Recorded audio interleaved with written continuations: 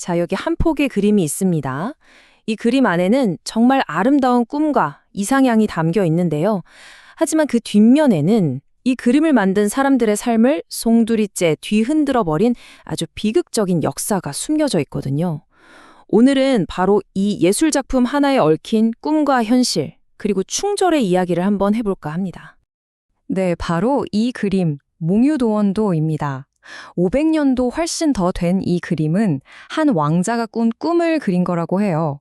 근데 말이죠, 이 꿈을 함께 만들고 축하했던 사람들에게 이 아름다운 꿈은 곧 정말 끔찍한 악몽이 되어버립니다.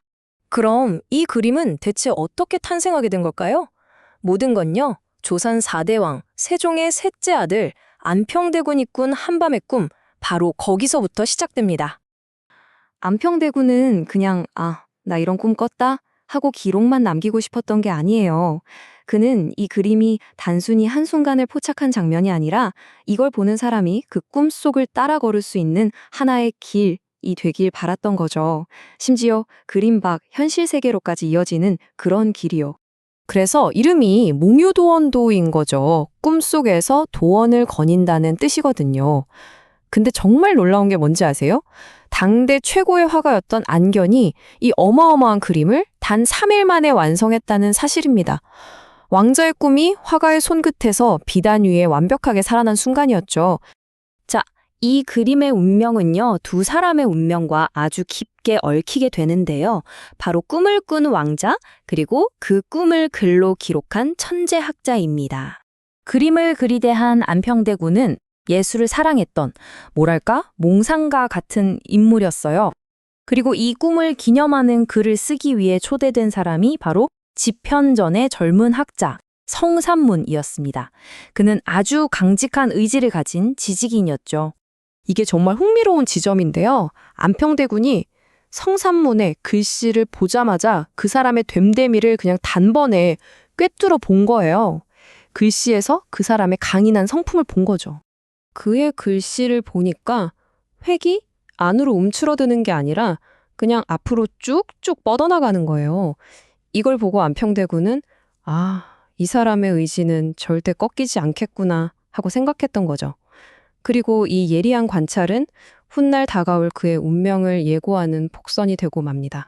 그런데 이 그림이요, 그냥 아름다운 꿈만 담고 있는 건 아닙니다. 그 안에는 아주 차갑고 냉혹한 현실의 모습이 함께 담겨 있어요. 당시에 이 그림을 같이 봤던 동료 학자 박팽년이 이런 말을 남겼거든요. 이게 이 그림의 진짜 의미를 파악하는 아주 중요한 단서가 됩니다. 다른 사람들 시선이 전부 이상향인 오른쪽에 쏠릴 때 그는 저 험준한 왼쪽 산에 주목했던 거죠. 자, 여기 왼쪽 부분을 한번 보세요. 화가 안견은 의도적으로 현실 세계를 상징하는 이쪽 산을 아주 거칠고 꾸밈 없이 그렸습니다. 안개도 없고 복숭아꽃도 없고 그냥 날카롭고 시커먼 바위산이에요. 바로 여기가 이상향에 도달하기 전에 반드시 지나가야만 하는 현실의 협곡인 겁니다. 그러니까 그림이 이렇게 딱 나뉘는 거예요. 오른쪽은 우리가 꿈꾸는 도피처, 이상향. 하지만 왼쪽은 우리가 어떻게든 견뎌내야 하는 험난한 현실. 꿈과 현실이 이 한 폭에 같이 있다는 게 정말 철학적이지 않나요? 그리고 안평대군은 성산문의 그 강직한 글씨를 보면서 또 한 번 어떻게 보면 좀 섬뜩한 예언 같은 말을 남깁니다. 강한 글씨는 결국 강한 운명을 부른다. 이 말은 곧 닥쳐올 비극의 그림자를 더 짙게 만들고 있었죠. 자, 이제부터는 분위기가 완전히 바뀝니다. 지금까지 예술과 철학의 세계였다면 지금부터는 이 모든 걸 무너뜨린 잔혹한 정치 현실의 세계로 들어가 보겠습니다. 이 연표가 모든 걸 보여주죠. 그림이 완성되고 축배를 든 게 1447년. 그런데 불과 6년 뒤 계유정난이 터지고 또 3년 뒤에는 사육신 사건이 일어납니다. 정말 순식간에 그 꿈의 세계가 완전히 박살이 나버린 겁니다. 1453년에 안평대군의 형이었던 수양대군이 쿠데타를 일으킨 거예요. 이게 바로 계유정난이죠. 권력의 한복판에 있던 안평대군은 하루아침에 역적이 돼서 유배를 가고 그의 주변 사람들은 뿔뿔이 흩어지거나 죽임을 당하고 맙니다. 죽음을 바로 앞에 둔 안평대군이 마지막으로 떠올린 게 뭔지 아세요? 바로 이 그림의 서문에 자기가 썼던 글귀였어요. 꿈은 지나갔으나 그림은 남는다. 자신의 모든 것은 사라지지만 예술만은 남는다는 사실에서 마지막 위안을 얻었던 걸까요? 안평대군이 죽고 3년.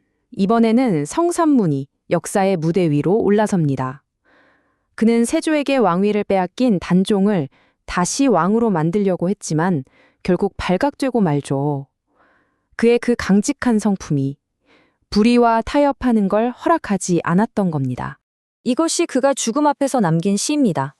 모진 고문에도 굴하지 않고 죽어서도 저 높은 산의 소나무가 되어서 푸른 절개를 지키겠다는 맹세. 정말 그의 꺾이지 않는 의지가 담긴 마지막 외침이었죠. 하지만 그 충절의 대가는 정말 상상 이상으로 참혹했습니다. 아버지와 동생들, 심지어 어린 아들들까지 가문의 모든 남자가 처형당했어요. 말 그대로 멸문지화. 한 사람의 신념이 한 가문 전체를 역사 속에서 지워버린 겁니다. 그리고 지금 보시는 이곳이 그의 묘입니다. 오늘날까지도 남아서 자신의 신념을 위해 모든 걸 바쳤던 한 인간의 그 비극적인 삶을 우리에게 보여주고 있죠. 자, 그럼 다시 처음의 그림으로 돌아와 볼까요? 이 모든 비극을 알고 난 지금 이 몽유도원도는 우리에게 전혀 다른 그림으로 보이기 시작합니다. 안평대군도 성삼문도 그 시대를 살았던 모든 사람들은 이제 역사 속으로 사라졌습니다. 하지만 이 그림은 남았죠.